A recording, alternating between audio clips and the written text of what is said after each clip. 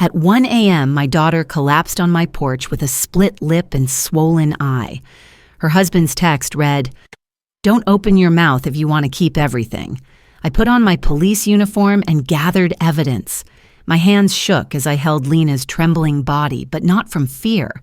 23 years as a patrol sergeant in this small Arizona town had taught me to channel rage into precision. The sight of my daughter's battered face ignited something cold and calculating inside me. While she whispered apologies through swollen lips, my mind was already 3 steps ahead, cataloging evidence, planning routes to justice that Eric couldn't see coming. I carried her to my couch, my training kicking in automatically. Document everything, preserve the scene, build the case. But this wasn't just any case, this was my child, and I had advantages that most victims' families could never dream of. As I photographed her injuries with steady hands, I realized Eric had made the biggest mistake of his worthless life. He'd hurt a police sergeant's daughter, and worse, he'd threatened me directly. He had no idea what he'd just unleashed. The next few hours passed in controlled chaos. Emergency room visit first, Dr. Patel, who I'd worked countless domestic calls with, understood immediately when I quietly requested copies of everything. X-rays showing cracked ribs, photos of bruising patterns, documented injuries that painted a clear picture of systematic abuse. While Lena slept fitfully under sedation, I sat in my car in the hospital parking lot, making phone calls that would change everything. My first call was to Marcus Hale, the best family attorney in the county. We'd worked together on dozens of cases over the years, and he owed me favors from times I'd helped his clients navigate the system. "Marcus, it's Patricia. I need you to clear your schedule tomorrow. My daughter's husband just crossed a line and we're going nuclear."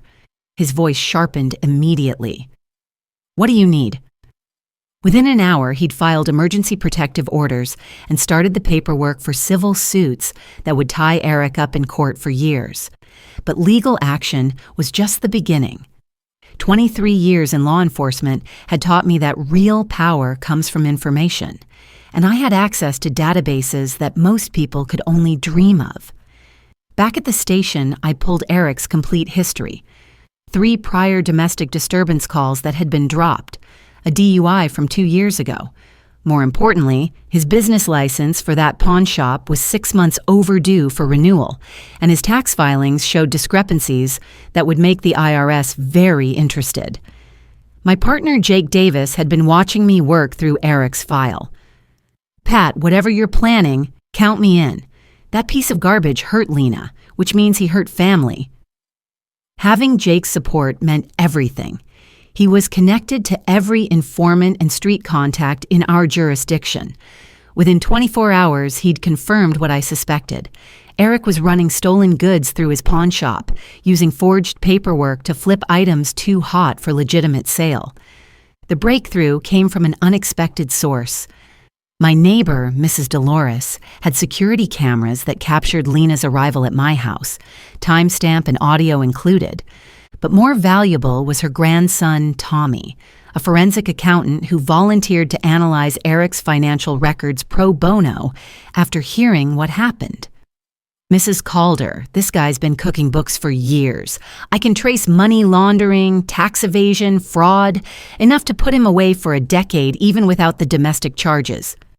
While building the criminal case, I hadn't forgotten about Eric's threat. "Don't open your mouth if you want to keep everything." The arrogance was breathtaking. He actually thought he could intimidate a decorated police sergeant who'd faced down armed drug dealers and walked away. But his threat revealed something crucial. He believed he had leverage over my family. It took exactly 1 phone call to discover what he meant. Eric had been trying to steal my father's land through forged documents, using a girlfriend named Tara Quinn as the supposed new owner. My father had worked himself to death securing that 40-acre plot outside town, now worth over $300,000 with the recent development boom. Eric thought he could steal Lena's inheritance through paperwork fraud while he beat her into silence.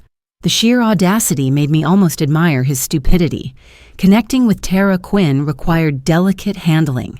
Jake's street contacts located her at the Silver Dollar Bar on Thursday nights, drowning her conscience in whiskey sours. I approached her carefully, dressed in civilian clothes, projecting concerned authority rather than police intimidation. "Tara, Eric's been lying to you. Those land documents you signed, they're forgeries. When this goes to court, you're facing felony fraud charges unless you help us nail his ass first." The fear in her eyes told me everything. Eric had promised her a fresh start with legitimate land ownership, but she was smart enough to realize she'd been set up as a fall guy. He said Lena was weak, that she'd never fight back. He promised me the land was clean, that his wife signed it over willingly. Her voice cracked with the realization of how thoroughly she'd been used. What do I need to do to make this right? Within 48 hours, I had more evidence than most prosecutors see in major felony cases. Medical records documenting systematic abuse, financial records proving fraud and money laundering, video evidence of Lena's condition when she fled to my house, witness testimony from Tara about the land theft conspiracy. Most importantly, Eric's own threatening text messages, preserved and authenticated through proper police procedures. But having evidence was only half the battle. I needed Eric to understand that his world was collapsing in real time. Friday morning, I walked into his pawn shop in full uniform, case files in hand. His buddies scattered like cockroaches when the lights came on. "Eric, we need to discuss your recent business decisions. Seems like you forgot that threatening a police officer's family comes with consequences." His face went pale as I spread crime scene photos across his counter. Photos of my daughter's injuries, bank records showing his fraudulent transactions, copies of the forged land deeds. "Here's what's going to happen. You're going to prison for assaulting my daughter. Then you're going to federal prison for the financial crimes. After that, you'll face civil suits that will strip away everything you think you own. By the time the legal system finishes with you, you'll be lucky to afford a cardboard box under the overpass." Eric tried to bluster, claiming his rights, threatening lawyers, playing the victim. But I'd seen that exact reaction from hundreds of criminals over the years. The moment they realize they're caught, they all follow the same pathetic script. "Your lawyer can't save you from documented evidence, Eric. Medical records don't lie. Bank statements don't lie. Security cameras don't lie. You left a trail of evidence that a first-year law student could follow." The preliminary hearing was scheduled for the following Tuesday. Marcus had assembled our evidence into a presentation that would have impressed federal prosecutors. Dr. Patel's medical testimony, Tommy's financial analysis, Tara's sworn statement about the land fraud conspiracy, Mrs. Dolores's security footage, my own police report documenting Eric's threatening communications. The case was so airtight that the judge issued permanent protective orders and doubled Eric's bail within the first hour. But I wanted more than legal victory. I wanted Eric to understand that attacking my family had consequences that would follow him for years. Saturday morning, I made calls to every business owner in the county who had dealings with Eric's pawn shop. "Just thought you should know, Eric's under investigation for money laundering and handling stolen goods. Might want to review any transactions you've had with him lately." By Monday, 3 major suppliers had canceled their contracts, and 2 customers had filed police reports about suspicious items they'd purchased from him. The dominoes continued falling throughout the week. The IRS showed up at Eric's shop with audit notices. The state licensing board opened their own investigation. His landlord, suddenly concerned about legal liability, began eviction proceedings. Most satisfying of all, word spread through the criminal networks that Eric was cooperating with police to reduce his charges. A complete lie, but one that made his life very dangerous very quickly. Tara Quinn's cooperation proved invaluable beyond the land fraud case.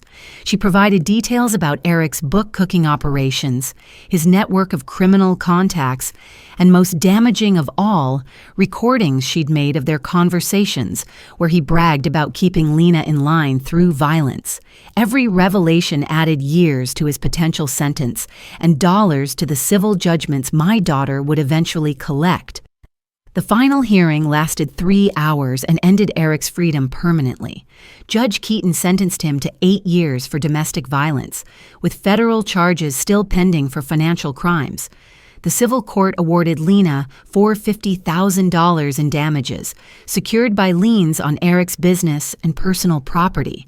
Most satisfying was watching him realize that his threats had backfired spectacularly.